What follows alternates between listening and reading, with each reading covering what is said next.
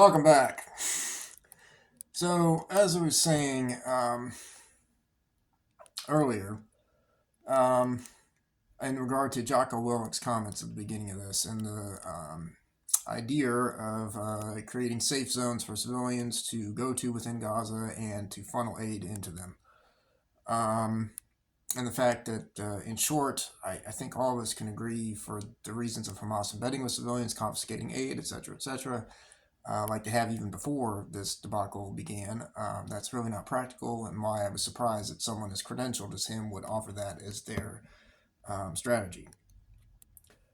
I think what Israel should have done, uh, and this is very easy to Monday morning quarterback as someone with zero military experience or whatever, but I've been following the conflict closely, and I think that I'm surprised that Israel didn't launch something in the south, and they're doing everything from the north. That's number one. And that kind of segues into what I think they should have done, which was go in through the south, probably very near to where the terrorists came over, because I believe that part of the border is not urban. So you could have penetrated the border and, set up what you needed to, technically within Gaza, but not really an urban area, and get engaged in urban warfare immediately. And, do kind of a classic um, sandwiching maneuver where you would move up from the south and eventually move in from the north. And it sounds like, from what I know, most of Hamas is concentrated in the north. That's where you would expect the heaviest fighting and resistance.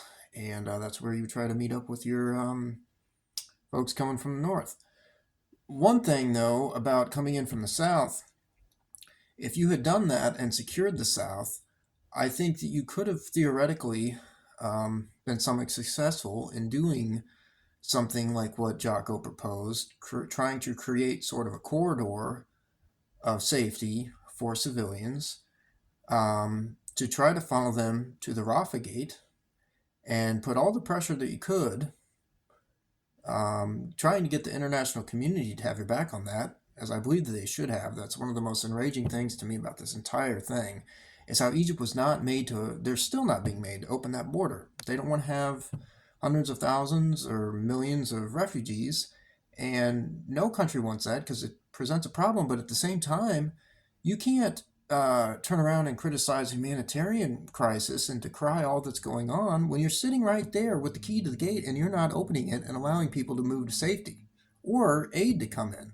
I've They've been letting aid come in for weeks now, I think, but I have to imagine, given the fact that it wasn't coming um, in full force at the beginning, that it's still largely very restricted, I think. And these are the types of things you really can't know all these types of details, unless you're on the ground or someone deeply in the know. So a lot of this is kind of conjecture in that regard. But that would be one way if you had come in from the south. Again, Hamas, I think their largest concentration in terms of the fierceness that you would expect to confront is in the north.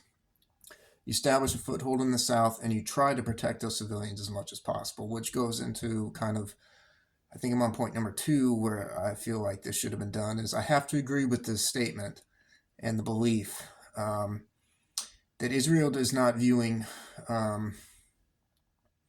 Palestinian civilians as equals, not even close to equals, because it's hard to, as a commander in chief or whatever of any country, commit your folks, your soldiers, to battle, knowing that they're going to die in larger numbers than if you, by going with a more boots on the grounds measure, instead of deploying large airstrikes to try and dismantle the infrastructure beforehand. That's a very difficult thing to say or to call to make. But I think this is why I believe that Israel is viewing Gazans as certainly not equals in that those are military people. It's a lot better. It's any loss of life is tragic, and you were attacked in a most hellacious, inexcusable way.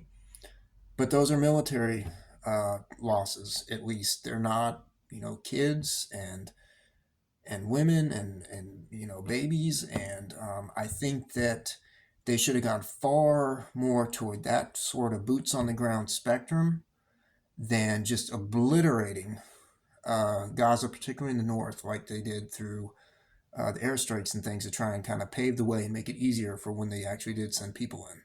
Again, that's a very difficult call to make. There would have been, bloody fighting. It's urban warfare. There would have been civilian losses substantially, unfortunately. Either way you went about doing it. But I think it's probably irrefutable that if you had used good tactics and done things right with a more boots on the grounds Israeli soldier instead of an Israeli bomb and airstrike based way, that those civilian losses would have been drastically reduced. And yes, you would have had more Israeli losses, but again, at least it would have been military people, and I think the overall loss of human life would have been substantially less.